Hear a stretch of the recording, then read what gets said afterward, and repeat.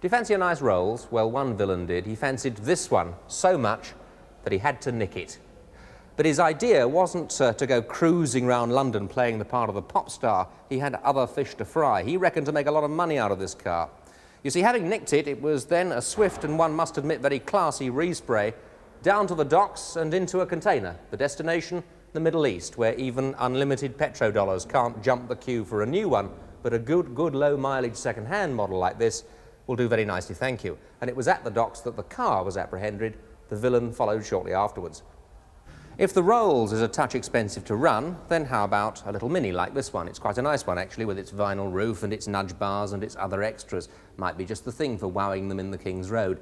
It did quite a lot for the ego of its original owner, except that he happened to live in Brussels in Belgium, which is where the car was stolen, converted to right-hand drive and retailed over here on the UK mainland. Once again, they caught the villain.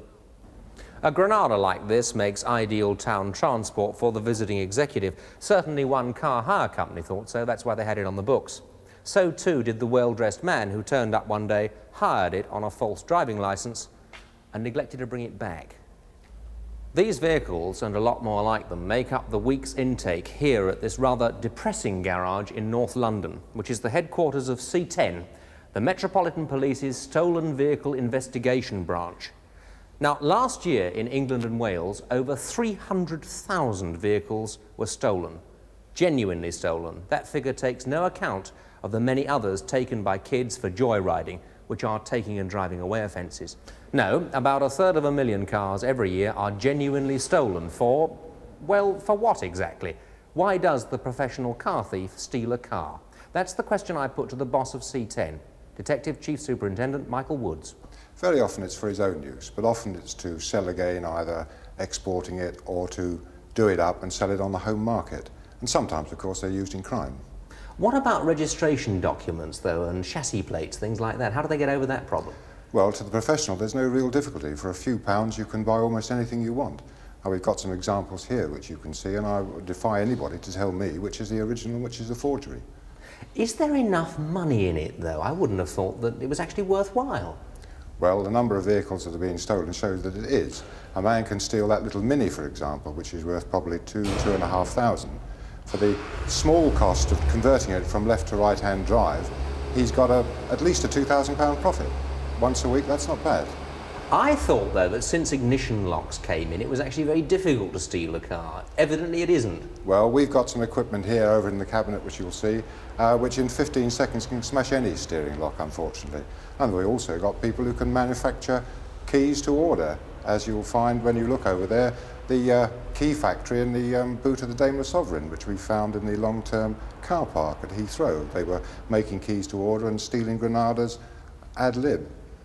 That's amazing. Now, you make it sound as if there's really nothing any of us can do to prevent our cars being stolen, assuming that the thief is determined enough to nick it in the first place. Well, there's a lot of truth in that. But I mean, the professional thief is aiming for a particular car which he's got an order for.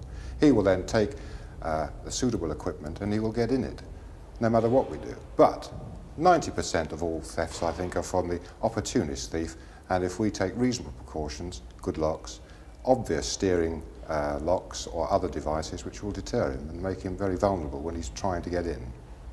Right. Now, if I buy a car, how would I ever know that it's been stolen in the first place, and what would I do about it when I discovered? Well, I think first of all it's very difficult. We've got professional examiners here who have been doing this job for years, and it takes them a long time to determine this. But as a rule of thumb, always buy from a reputable dealer, somewhere particularly where you know you've got an address that you can go back to, and then look under the bonnet. They must have a chassis plate, such as we've got here. And if it's been tampered with, or if there isn't one on it, then fight shy of it and report it to your local police. But it is true, isn't it, that if I buy the car off the backstreet dealer and discover it to be stolen, in law there's actually nothing I can do to get my money back at the end of the day? No, but again, if providing you buy from a reputable man, he will normally refund your money, because he's been caught as well. Right. C10, of course, has quite a good reputation, doesn't it? How would you evaluate your success? How successful are you in recovering these vehicles? Well, with the 50 officers I've got, last year we recovered something like £2 million worth of stolen motor vehicles, and we arrested over 650 people. So that's quite a reasonable success rate, I think. Yeah, you look quite pleased with it. I There am. is, of course, a new feature that's coming onto the market these days. It isn't nothing to do with stolen cars. I would like your advice if someone comes along to me and says, listen, I can get you a British car by buying it abroad and it will cost you very much less money. Does that create problems? Well, it does. We're concerned with this at the moment. There are type approval regulations that apply to these vehicles. Briefly, they must comply with our construction and use regulations.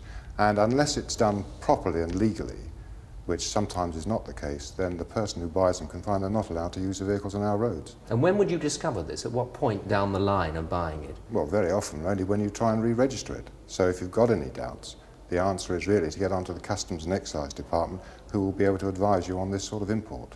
Well, you've got some very strange vehicles here. You must have come up against some rather odd and funny stories in your time. What's the weirdest? Well, there's one that always amuses me. It concerns a friend of mine who's a senior member at New Scotland Yard who some little while ago bought himself a beautiful Isis motor car. He's very proud of it. And one day he was driving down the embankment when he saw in front of him an identical car bearing his registration mark. Well, it was obvious to him that the car was stolen. So at the first opportunity he contacted police on the telephone, followed this car for a short distance until eventually they were all surrounded by police cars, gave his name and identity, and then went home. And in the evening he got a telephone call from a senior officer at the yard. Thinking he was going to get a pat on the back, he was rather surprised and shattered, in fact, to find out that it was his car that was stolen, not the one he was following. Michael Woods there. Finally, what's the most likely car to be stolen? Well, research shows that blue cars and Cortinas are prime candidates. So if your car happens to be a blue Cortina, my advice is why don't you nip outside and make sure it's still there.